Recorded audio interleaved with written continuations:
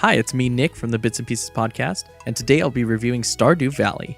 Stardew Valley is an indie PC game developed by Concerned Ape, released on February 26th for Steam and GOG platforms, that combines aspects of Minecraft, Animal Crossing, and most notably Harvest Moon. The game begins with the character inheriting a farm in Stardew Valley from their grandfather, and your character decides to leave their dead-end job for a life on the land. The game features a short tutorial in the form of quests given during your first week of play. However, the game opens up as quickly as you would like depending on familiarity with the game's systems. There are a few primary ways to level up your character and generally advance within the tale of Stardew. Farming, foraging, mining, and combat. Farming is self-explanatory as you gain money in EXP for each crop successfully harvested. Foraging takes care of animal stuff and artisan goods made on your farm, as well as items you find in the game world or chopping down trees. Mining and combat frequently go hand in hand when working in the mines, which is one of my favorite segments so far.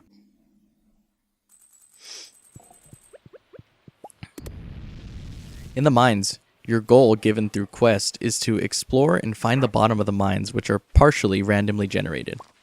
The game has a ton of depth in terms of gameplay. While at first it seems rudimentary, the player will frequently find themselves saying, "I need to play just one more day."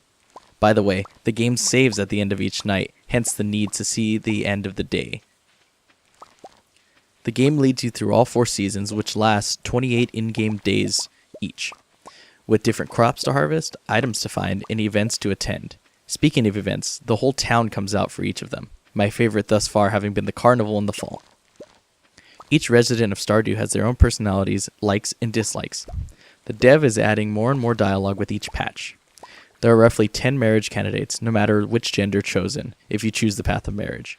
Each resident also has a heart meter, which goes up as you speak to them more or down as you ignore them.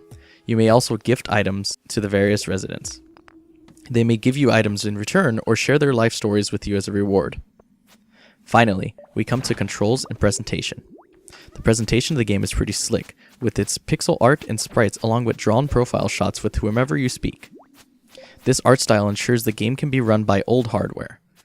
The controls, however, are clearly optimized for keyboard and mouse. However, even then, things are a little bit strange. When watering plants, for example, the water hits where your mouse is in relation to the surrounding squares of your character. Most games follow the direction the player is facing. This makes using a controller particularly odd when you need to use the analog stick to move the mouse pointer around to where you want your item to hit. However, with recent patches, it seems this has been improved in terms that if the pointer is inactive, the direction faced takes priority. I personally still prefer a gamepad and personally play with one. The controls scale well, and the game does feature built-in controller support. All in all, Stardew Valley is an enjoyable game that can quickly become a time sink in the most positive way. The game is always surprising and rewarding. I've even been told there is a bit of big store trying to take over the little town story. But through my 20 hours of gameplay, the story has taken a back seat to, I need to upgrade my tools today, or just a few more harvests to buy a house upgrade. I definitely recommend you check it out if you're a fan of Animal Crossing, Minecraft, or Harvest Moon. I expect to see this on OS X, consoles, and even mobile devices soon enough.